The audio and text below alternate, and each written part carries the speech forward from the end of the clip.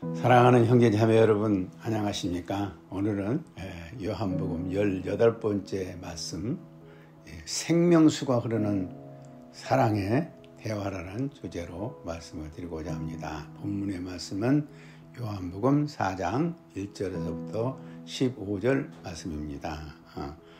시간이 없어서 봉독해 드리지 못하는데 여러분들이 꼭 성경을 보면서 이 말씀을 들으시기를 바랍니다. 본문의 이야기는 과거에는 남편이 5이나 있었고 현재는 결혼하지 않는 한 남자와 동거하고 있는 이 부도덕한 여인과 참 흠없이 거룩하시고 깨끗하신 하나님의 황태자와 생수가 흘러넘치는 사랑의 대화가 담긴 내용입니다. 과거를 숨기기 위하여 마음을 굳게 닫힌 여인의 마음을 어떻게 열어 이런 아름다운 대화가 이루어질 수 있었는지 그 비결을 오늘은 배우고자 합니다. 깊은 속마음을 터놓고 대화하는 대화가 실종된 이 시대에 본문의 말씀은 한없이 우리의 마음을 따뜻하게 해주는 은혜의 말씀입니다. 우리의 주위에는 마음을 굳게 닫고 좀처럼 마음을 열지 않는 사람이 많이 있습니다. 그들의 마음의 문을 열게 해주는 비결은 무엇입니까? 첫째, 상대를 위해서 많은 관심과 시간을 들여야 합니다. 둘째, 상대로 하여금 갑이 되게 하고 나는 을이 됩니다. 셋째로, 상대에게 최고의 유익을 줘야 합니다. 저는 오늘 말씀을 통해서 마음문을 여는 비결을 배우고 당장 내일부터 마음문을 닫고 있는 한 사람씩을 만나 그들의 닫힌 마음의 문을 열도록 시도해 보고자 합니다. 첫째로, 상대를 위해서 많은 관심과 시간을 들여야 한다. 본문 3절 4절 보면 유대를 떠나 다시 갈릴리로 가실 때 사마리아를 통과해야 하겠는지라. 예수님은 유대를 떠나서 갈릴리로 가시고자 하실 때 사마리아를 통과하시기로 마음을 정하셨습니다. 당시 풍습으로는 유대에서 갈릴리로 가는 길은 사마리아를 통과하면 훨씬 가까운 길인데도 불구하고 사마리아를 통과하지 않고 돌아서 다녔다고 합니다. 유대인들은 사마리아인과 상종하기를 꺼려했기 때문입니다. 그 이유는 깊은 역사적인 배경이 있었습니다. BC 722년에 북부 이스라엘은 아수르에 점령당하여 점령군들이 사마리아에 들어와 살게 되면서 사마리아 사람들은 순수한 이스라엘 혈통을 유지하지 못하고 혼혈적이 되었습니다. 그래서 유대인들은 사마리아 사람들을 멸시하게 되었습니다. 9절에 나오죠. 그러나 예수님은 유대 전통과 문화를 뛰어넘어 사마리아 여자를 만나기 위하여 사마리아에 가신 것입니다. 또한 8절에서 보면 제자들을 먹을 것을 사러 동네에 보내시고 홀로 야곱의 우물가에 앉아 계셨습니다. 음식을 사기 위해서라면 2사람만 보내도 할 텐데 제자들을 다 보내신 것은 사마리아 여자를 개인적으로 만나기 위한 예수님의 의도된 계획이 있었다는 것을 알 수가 있습니다. 예수님이 이 여인을 만나기 위하여 얼마나 많은 계획을 세우시고 시간과 노력을 쏟아 깊은 관심을 가지고 계신 것을 배울 수 있습니다. 미국의 영부인 중에 한 사람으로 엘리너 루즈벨트 대통령의 영부인이죠. 그런 많은 사람을 만나지만은 항상 누구를 만나든지 그를 만나기 위하여 준비된 자세로 만났다고 합니다. 그래서 누구든지 그를 만날 때는 아주 편한 마음으로 마음을 열고 대화를 했다고 합니다. 그래서 그는 영부인으로서 정치적인 많은 문제를 해결하는 데 큰 역할을 했다고 합니다. 우리도 누군가를 만나 대화를 나누고자 하거나 마음문을 열어 복음을 전하고자 할 때 그만큼 깊은 관심과 사랑을 보여야 할 것입니다. 그리고 시간이나 물질이 필요하다면 어떤 것도 아끼지 않아야 될 것입니다. 두 번째로, 상대는 갑이 되고 나는 을이 됩니다. 6절, 7절 보면 거기 또 야곱의 우물이 있더라. 예수께서 길 가시다가 피곤하여 우물 곁에 그대로 앉으시니 때가 6쯤 되었더라. 사마리아 여자 한 사람이 물을 길러 왔으며 예수께서 물을 좀 달라 하시니 예수님은 만물의 창조자시요 만물을 다스리시는 주권을 가지신 분이십니다. 그러나 지금 그는 길 가다 목말라 피곤한 나그네의 모습으로 우물가에 앉아 계십니다. 이때 홀로 물 길러 나온 사마리아 여자에게 물 좀 달라고 아쉬운 소리를 합니다. 그 여인은 두려움이 있었기 때문에 깊은 물에서 물을 길러 예수님에게 도움을 줄 수 있는 위치에 있는 것입니다. 예수님 을이고 이 여인은 갑입니다. 인간은 누구나 도움을 주는 위치에 있고 싶지 도움을 받는 위치에 있고 싶지 않습니다. 내가 누군가에 도움을 줄 수 있다고 할 때 우리는 기꺼이 도움을 주는 것을 아주 기뻐합니다. 그래서 예수님은 내 이웃을 사랑하라고 말씀하십니다. 내 이웃은 누구입니까? 묻는 율법사에게 선한 사마리아 사람의 비유를 통해서 도움이 필요한 자에게 도움을 주는 자가 진정한 이웃이라고 말씀하셨습니다.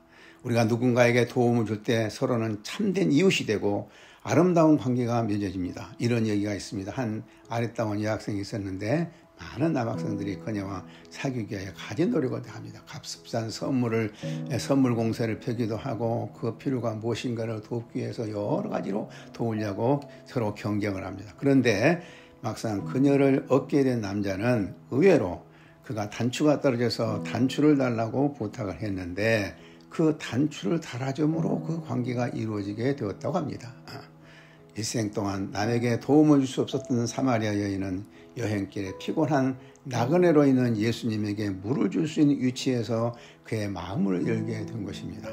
여기서 우리는 성육신의 비결을 배웁니다. 누군가를 우리가 만나고자 할 때 상대보다도 조금 낮은 위치에 있게 될 때 상대는 편하게 마음을 여옵니다. 겸손한 마음으로 각자 남을 나보다 낫게 여기라. 빌립보서 2장 3절에 성경은 말씀하십니다.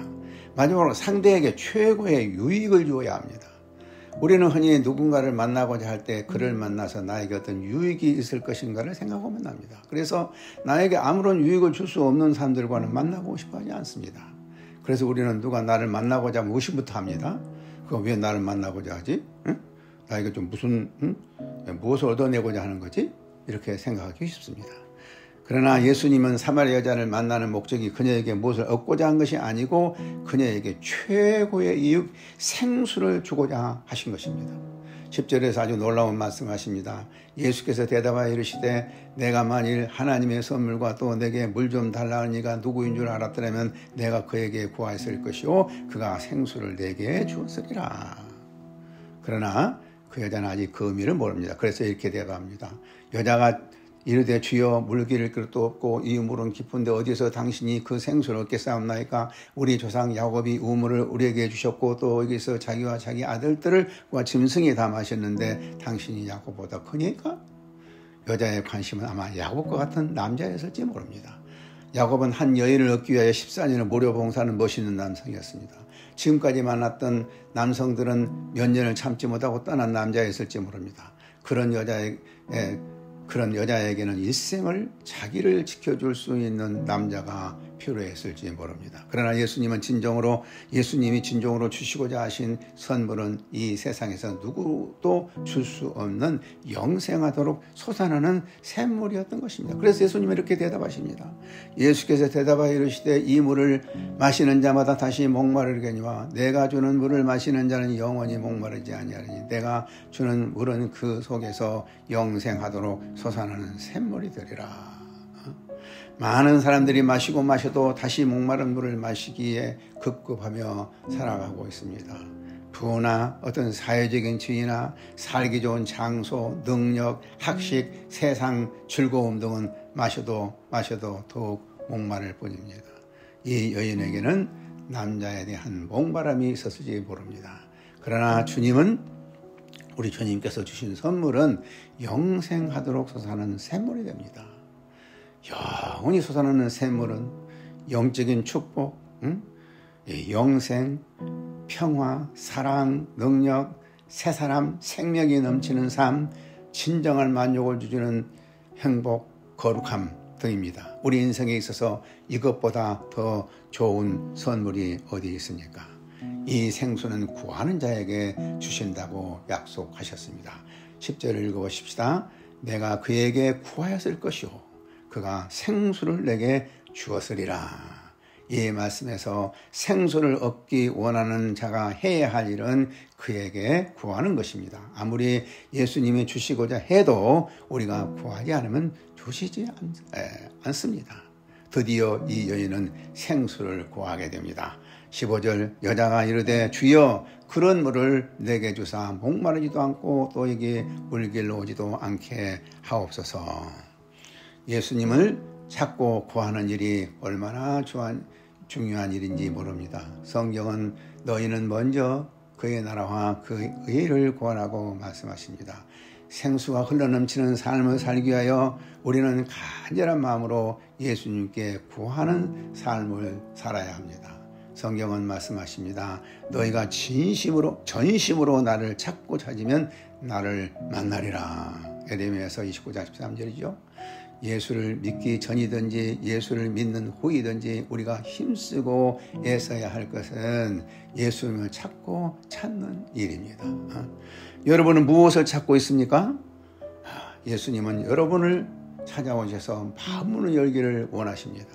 계시록 3장 10절에 보면 볼지어다 내가 문 밖에 서서 두드리노니 누구든지 내 음성을 듣고 문을 열면 내가 그에게로 들어가 그와 더불어 먹고 그는 나와 더불어 먹으리라. 이 말씀은 믿는 자나 믿지 않는 자에게 아주 중요한 말씀입니다.